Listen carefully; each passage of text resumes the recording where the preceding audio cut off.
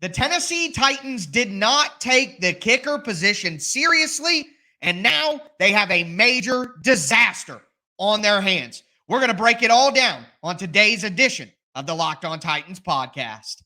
Let's get it. You are Locked On Titans, your daily Tennessee Titans podcast, part of the Locked On Podcast Network, your team every day.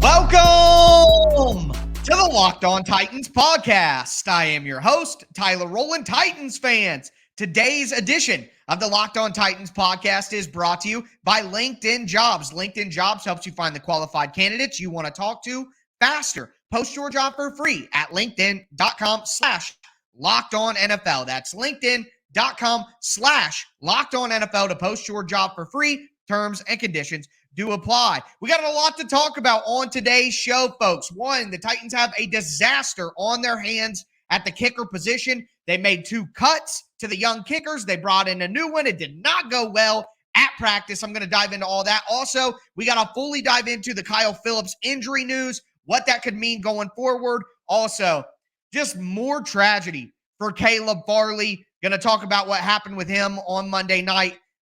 Incredibly sad story, but something that we will dive into. Before we get into all of that, though, do want to thank you guys for making the Locked On Titans podcast your first listen each and every day. Remember, Monday through Friday, Tennessee Titans content all year round on all apps and always for free. Make sure that you get subscribed, stay subscribed to the Locked On Titans podcast, part of the Locked On Podcast Network, where it's your team every day. Speaking of every day, shout out to my everydayers out there tuning in Monday through Friday. I got a lot of great content coming up for you later this week. We're going to be breaking down practice tomorrow. We're going to be doing a preview for the last preseason game on Thursday, and then I'll be back with you guys live on Friday night to break down everything that happened in that preseason game against the New England Patriots. So throw a thumbs up on the video.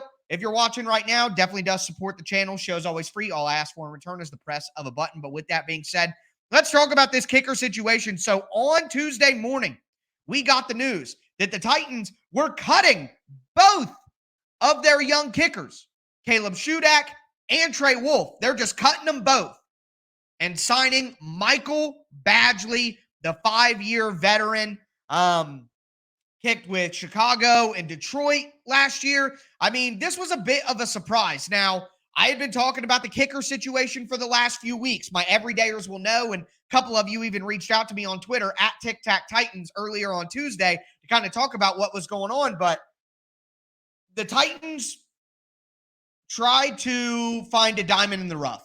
Basically, they wanted Caleb Shudak. They wanted Trey Wolff, one of these guys to really step up and kind of find their own Ryan Stonehouse, but at kicker instead.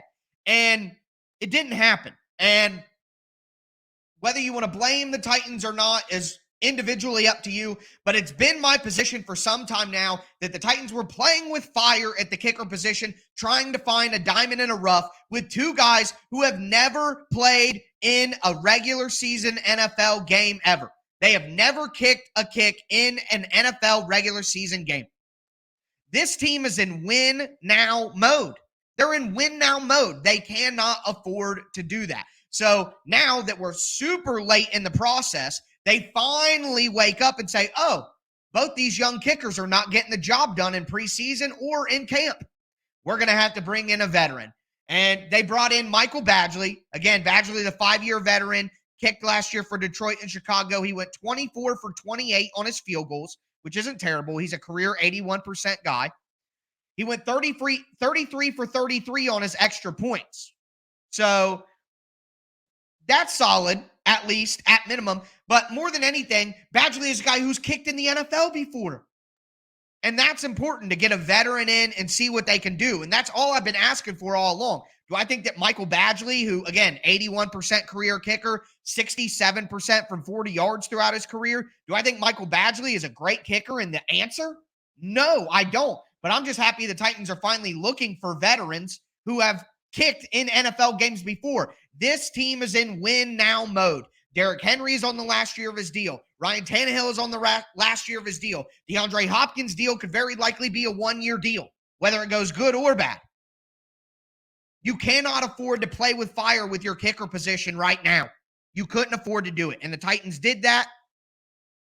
And they dragged their feet. And because of it, they missed out on a lot better veteran kicker options. I mentioned these names a couple of weeks ago or months ago. Honestly, look at Brett Maher. Everybody wants to clown him because of the extra points that he missed in the playoffs. That's great. But last year, he was 29 for 32 on field goals and made a 60-yarder. He had 9 makes of 50 yards or more. You know what kind of luxury that would be for the Titans to extend their range by 10 yards for what they can make field goal-wise?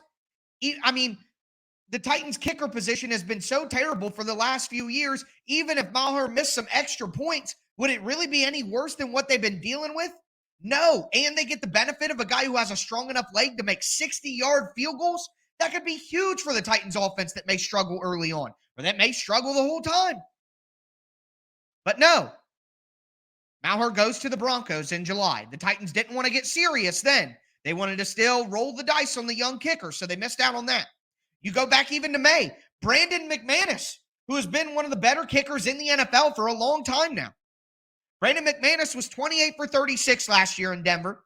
That's not great, admittedly so. But he made a 55-yarder. He made 8 kicks over 50 yards. And Craig Aukerman, the Titans special teams coach, said earlier this offseason that they want their kickers to be reliable from 40-yard distances. Anything past 50 is a cherry on top, icing on the cake. Well, last year, McManus was 10 for 10 from 40 yards.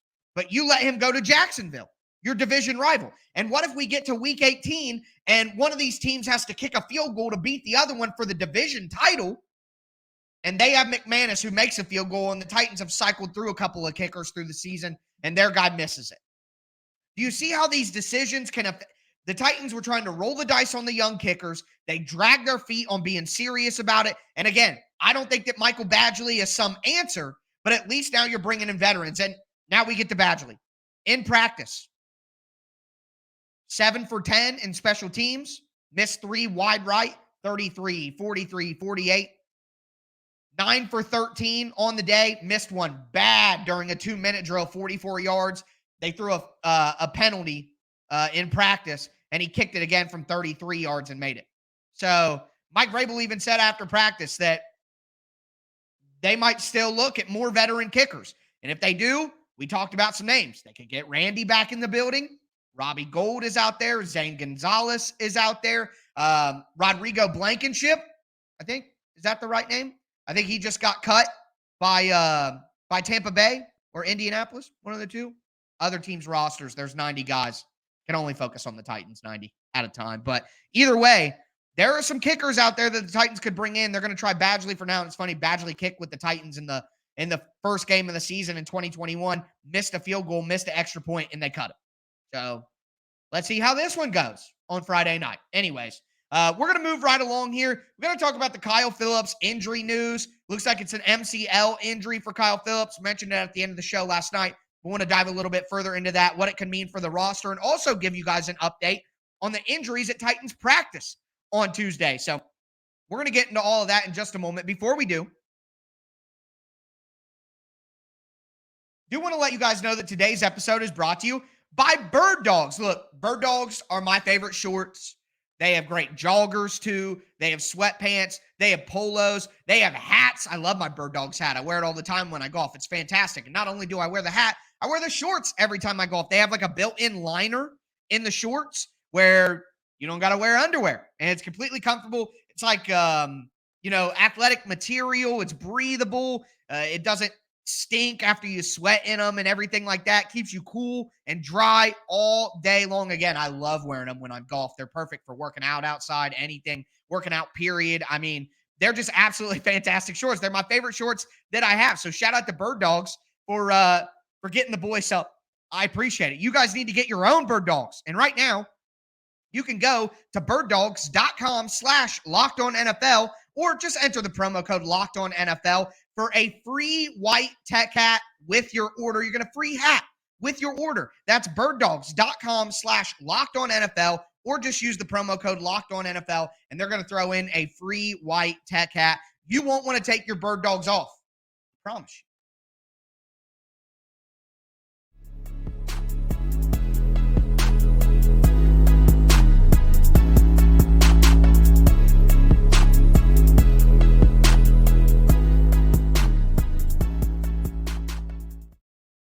Titans fans, let's continue today's edition of the Locked On Titans podcast. We talked about the Titans' current situation at kicker, which is pretty much a disaster. Now we got to talk about the Kyle Phillips injury situation, which I wouldn't quite call a disaster, but definitely a struggle for the Titans to get through with Kyle Phillips now banged up again. Before we get into it, I do want to thank you guys again for making the Locked On Titans podcast your first listen each and every day, Monday through Friday, Tennessee Titans content all year round on all apps, always for free. Make sure you get subscribed, stay subscribed. It's your team every day. But get into this Kyle Phillips news. The news popped up yesterday when I was finishing the show. Kyle Phillips, according to Paul Kaharski, has an MCL injury and seeing a timeline of like 2 to 6 weeks on that. Not certain if that timeline is official. Kind of just seeing it whispered about. It's not something that I think has been officially reported by the team yet at all, but we saw him take that one punt return and get hurt again. And it's frustrating.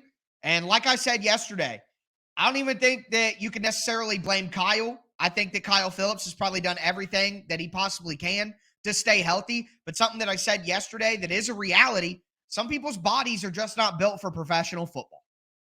They can work as hard as they possibly can. They can cut 0 corners. They can do diet, nutrition, fitness, everything. They can hire the right people, do the right things, and their body's just not going to respond correctly. It's just what it is. You know what I mean? That is something that we at least have to consider here when we talk about players and their injuries. It's not like every guy out there isn't doing enough. Just some guys' bodies are not going to cooperate because it's an incredibly violent game, you know? And that may be the situation with Kyle. I hope that Phillips can come, because the Titans certainly do need a pure slot player like Kyle Phillips. They need a guy like Kyle Phillips on the roster. Make no mistake. I may not have been the biggest Kyle Phillips supporter of all time. I know a lot of you interact with me on Twitter at Tic Tac Titans and think that I hate the guy. I really don't. The Titans need a player like that, but it's just the realities of a very small guy playing football with a lot of very big guys who are just as fast, if not faster, than him. It's just tough to do, especially if your body just refuses to respond. So Phillips is going to be out for a while with the MCL. I would imagine the Titans are going to be very, very cautious with Kyle since he, multiplied injuries last year. They kept him out for most of the season. So in the time being, what do the Titans do? Well, if you think about it, I'm recording this on Tuesday. Most of you guys, some of you guys will listen to this on Wednesday. So we're a week or maybe 6 days away from cut down day, again, depending on when you're listening to this. And Kyle Phillips is not going to be healthy by then. Okay. And with a timeline of 2, 6, 8 weeks, somewhere in between there's a chance that Kyle isn't ready for the first month of the regular season at this point. We're basically 19, 18 days away from the regular season kicking off for the Titans. 2 weeks from Sunday. I think there's a chance the Titans could wait until official rosters are set and then put Kyle Phillips on IR so that they can keep a roster spot open and not have to carry him throughout the entire injury. I think that's a possibility. They could just carry him but if they do carry Kyle Phillips and don't put him on IR once the season begins, which means he could come back from, if you get put on IR during the preseason, you're out for the year.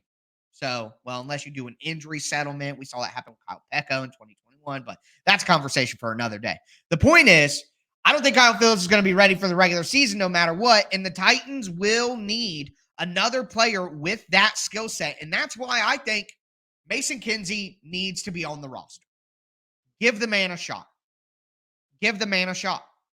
He has, for multiple preseasons, been the Titans' leading receiver.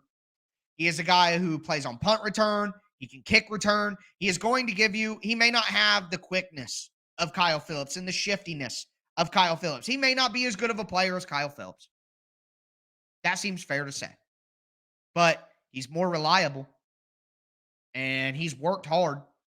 And the Titans made him the emergency quarterback for the game on Saturday. So Mike Vrabel clearly trusts him. And Mike Vrabel said after practice that Mason is a guy who just keeps getting back in there.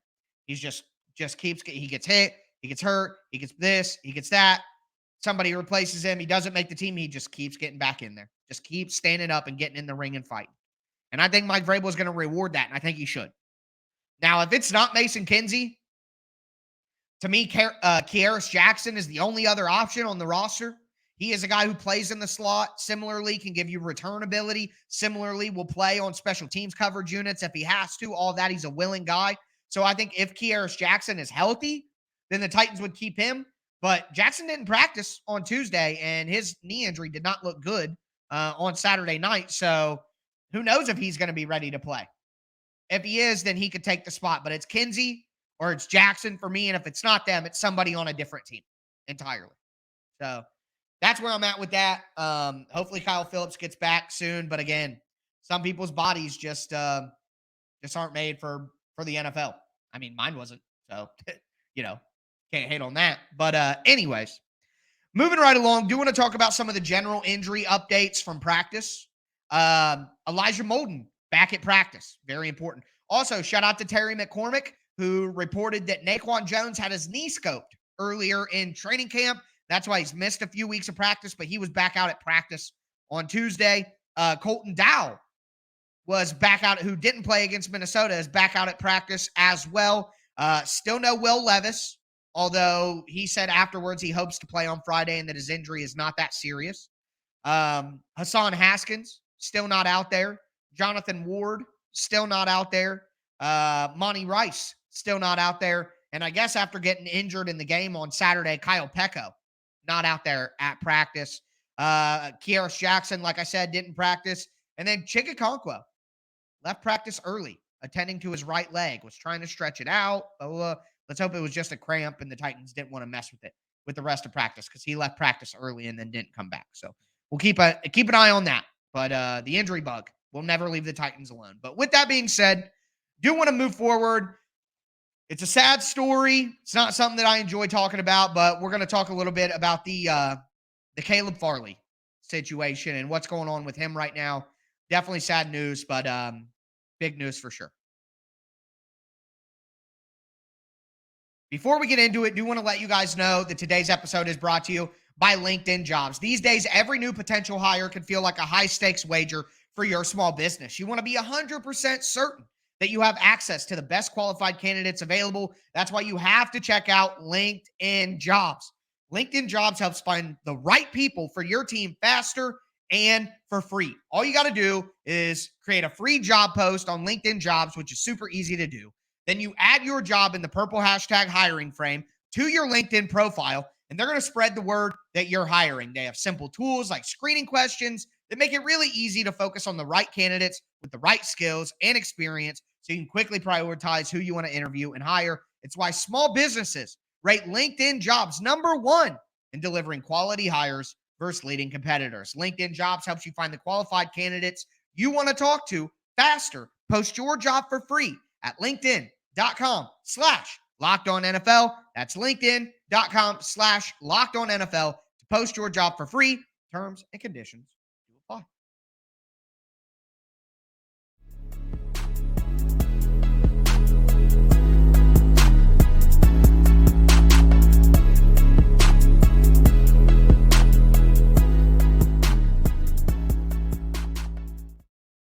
Titans fans, we are going to cap off today's edition of the Locked On Titans podcast. We talked about the kicker disaster that the Titans have on their hands. We went over the Kyle Phillips injury news and kind of the fallout of that. Now, I do want to talk a little bit about the Caleb Farley situation and the tragic story that's going on with him. Right now, it's kind of one of the biggest things in Titans news from Tuesday. So, although it is sad to talk about, something that I definitely do need to dive into. Before we get into that, though, thank you guys again for making the Locked On Titans podcast your first listen each and every day. Remember, Monday through Friday, Tennessee Titans content all year round, always for free.